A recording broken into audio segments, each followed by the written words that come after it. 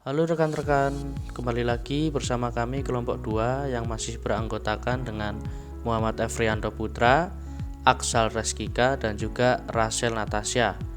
Di dalam video ini, kami akan menjelaskan bagian 2, yaitu mendapatkan wawasan pemasaran, dan juga menjelaskan bab 4, melakukan penelitian pemasaran. Melakukan penelitian pemasaran dibagi menjadi 3 sub. Sub yang pertama, ruang lingkup riset. Sub yang kedua, pemasaran proses penelitian. Dan sub yang ketiga, mengukur produktivitas pemasaran. Ruang lingkup riset. Penelitian pemasaran adalah fungsi yang menghubungkan publik dengan pemasar melalui informasi-informasi yang digunakan untuk meningkatkan pemahaman tentang pemasaran sebagai suatu proses. Di dalam ruang lingkup riset, kita akan mempelajari 3 hal. A. Pentingnya wawasan pemasaran. B. Siapa yang melakukan riset pemasaran. C.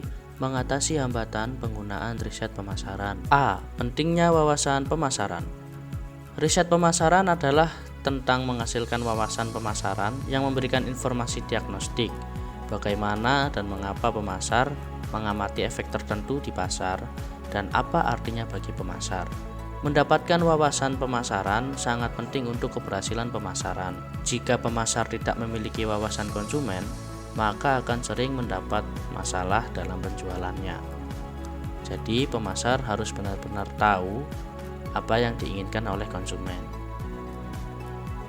B. Siapa yang melakukan riset pemasaran? Sebagian besar perusahaan besar memiliki departemen riset pemasaran sendiri yang seringkali memainkan peran penting dalam organisasi. Riset pemasaran bagaimanapun tidak terbatas pada perusahaan besar dengan anggaran besar dan departemen riset pemasaran. Perusahaan yang jauh lebih kecil pun juga melakukan riset pemasaran termasuk pelanggan. Perusahaan kecil dapat menyewa jasa perusahaan riset pemasaran atau melakukan penelitian dengan cara yang kreatif dan terjangkau. Perusahaan riset pemasaran terbagi dalam 3 kategori. Kategori yang pertama, perusahaan riset layanan sindikasi.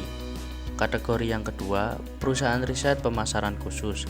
Dan kategori ketiga, perusahaan riset pemasaran lini khusus. C. Mengatasi hambatan penggunaan riset pemasaran. Pesat pertumbuhan riset pemasaran, banyak perusahaan masih gagal menggunakan secara benar karena mungkin tidak memahami kemampuan untuk memberikan peneliti definisi informasi untuk bekerja.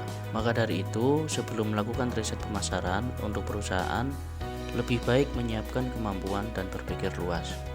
Yang di sini, perusahaan harus benar-benar menyiapkan kemampuan dari sumber daya manusia dan sangat-sangat berpikir luas untuk melakukan riset pemasaran lebih lanjut. Ada 6 langkah penelitian pemasaran.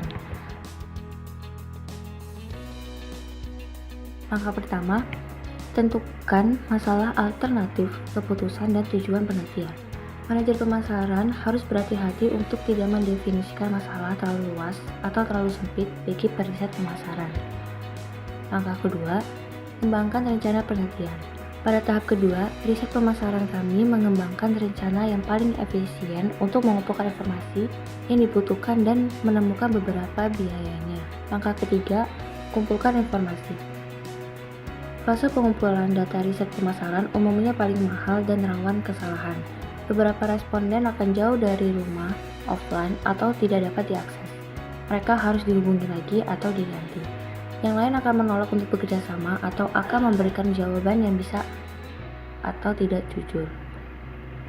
Secara internasional, salah satu hambatan terbesar untuk mengumpulkan informasi adalah kebutuhan untuk mencapai konsistensi. Langkah keempat yaitu adalah menganalisis informasi. Nah, di dalam langkah ini lebih ditekankan kepada menganalisis sebuah informasi.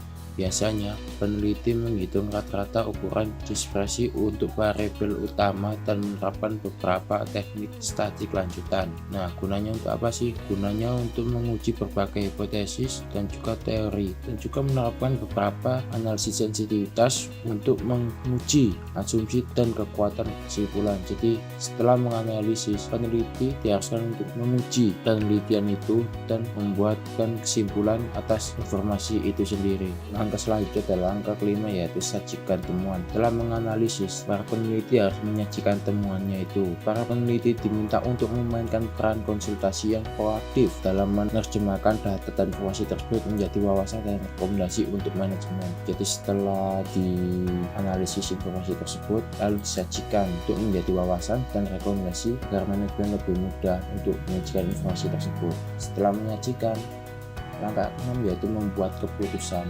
Manajer yang menugaskan penelitian mempertimbangkan bukti. Jika kepercayaan mereka terhadap temuan tersebut rendah, mereka mungkin memutuskan untuk tidak memperkenalkan layanan. Keputusan ini sangat penting bagi manajer itu sendiri. Beberapa organisasi menggunakan sistem pendukung keputusan pemasaran untuk membantu manajer pemasaran mereka membuat keputusan yang lebih baik. Jadi keputusan tersebut ini yang akan menjadi pacuan untuk kedepannya. Jika salah membuat keputusan, maka dampaknya juga tidak baik untuk kedepannya. Sub ketiga, mengukur produktivitas pemasaran. Kita dapat dengan mudah mengukur biaya pemasaran dan investasi sebagai masukan dalam jangka pendek. Keluaran yang dihasilkan seperti citra merek yang ditingkatkan, loyalitas pelanggan yang lebih besar, dan prospek produk baru yang lebih baik. Dalam mengukur produktivitas pemasaran, kita akan belajar 3 caranya, yaitu yang pertama metrik pemasaran, yang kedua permodelan bauran pemasaran, dan yang ketiga dashboard pemasaran. Metrik pemasaran memiliki arti yaitu seperangkat ukuran yang membantu pemasaran mengukur, membandingkan, dan menginterpretasikan kinerja pemasaran itu sendiri. Permodelan bauran pemasaran yang memiliki arti model marketing mix, yaitu menganalisis data dari berbagai sumber seperti data pengecer scanner, data pengiriman perusahaan, pricing, media, dan data pengeluaran promosi. Yang terakhir, dashboard pemasaran memiliki arti manajemen dapat mengumpulkan serangkaian ringkasan tindakan internal dan eksternal yang relevan di dashboard pemasaran untuk sintesis dan interpretasi. Kesimpulan yang dapat kita pelajari dari pembelajaran melakukan penelitian pemasaran yaitu pentingnya ruang lingkup riset bagi pemasar dan langkah-langkah pemasaran dalam proses penelitian, dan yang terakhir adalah mengukur produktivitas pemasaran. Tidak menutup kemungkinan bagi perusahaan kecil untuk melakukan riset pemasaran. Ada banyak berbagai cara untuk melakukan itu dengan kreatif. Selesai sudah kelompok kami menjelaskan dari bagian 2 bab 4 yaitu melakukan penelitian pemasaran. Terima kasih.